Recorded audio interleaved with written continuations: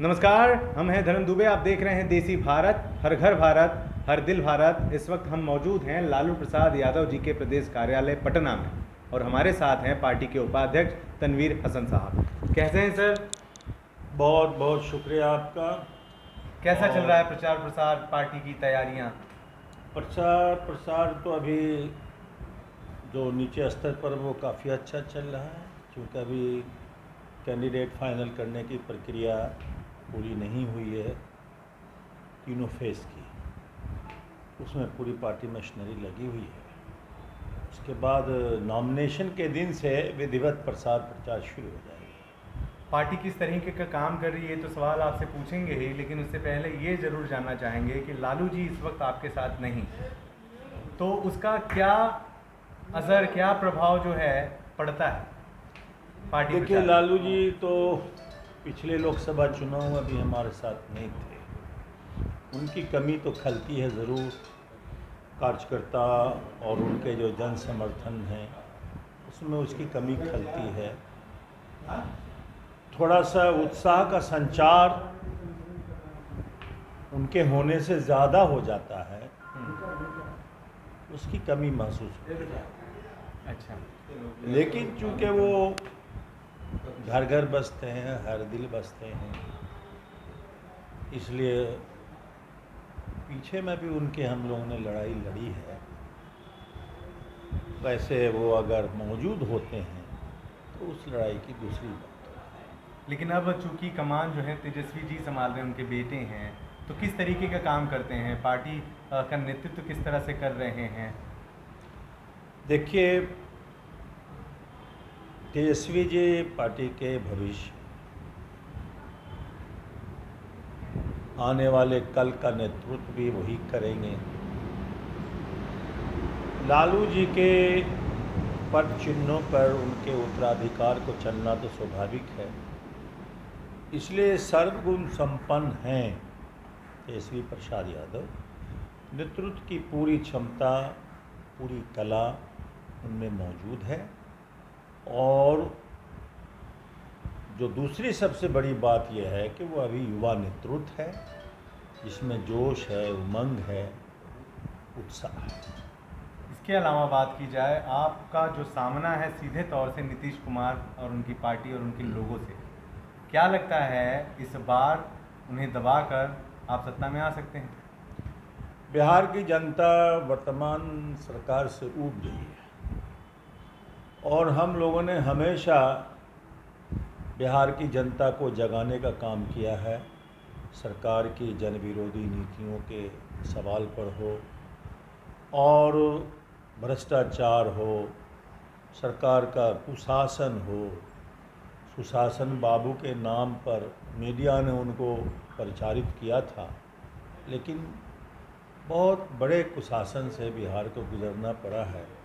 कई बड़ी बड़ी घटनाएं हुई हैं, सृजन घोटाला हुआ है, मुजफ्फरपुर बालिका गृह की घटना हुई है और चमकी बुखार इत्यादि के मौके पर सरकार हमेशा विफल होती नजर आई है। ये जो अभी हाल में कोरोना का प्रकोप हुआ है, बिहार की जनता ने देखा है कि बिहार की सरकार ने उनकी मदद से हाथ उठा दिया है और साफ कहा है कि हम प्रवासी जो बिहारी बाहर में रहते हैं उनको लाने की स्थिति में हम नहीं हैं।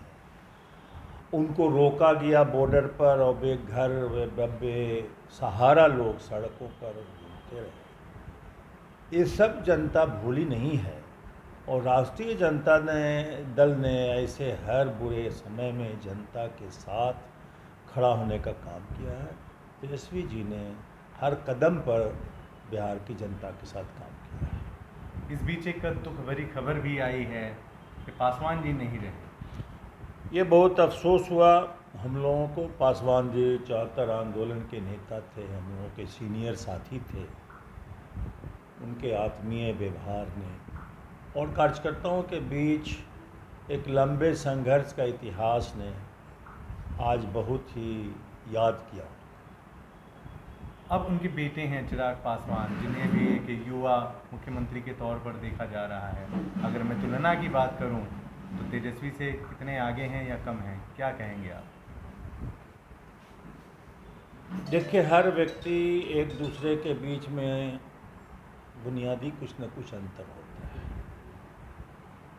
गुणों का बंटवारा भगवान ने एक समान सभी व्यक्ति में नहीं किया है।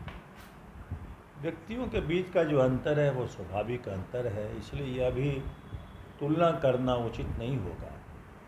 वो भी अपनी पार्टी के प्रमुख हैं और हमारे तेजस्वी जी पार्टी के नेता हैं, चेहरा हैं।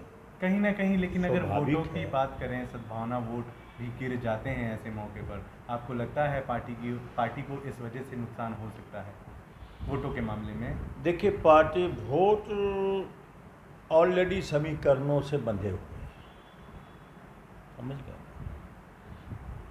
और अभी लोजपा एनडीए गठबंधन में ही असद्भावना पूर्ण रह रही है। तो जिस पार्टी के साथ गठबंधन में लोजपा है, वहाँ की पार्टियों के बीच में ही एक तनाव है, एक खटास है।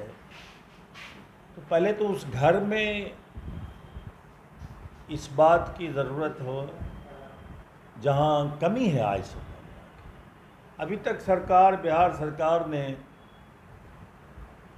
कोई प्रतिक्रिया नहीं दिया अधिकृत रूप से,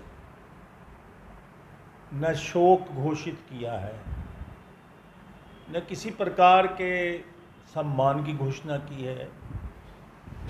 विलम्ब से करे या न करे, लेकिन प्रथम दृष्टया में तो बात अभी तक सामने नहीं आई है कि सद्भाव का प्रदर्शन सरकार ने किया है कि नहीं किया है। ये डिमांड आप कर सकते हैं?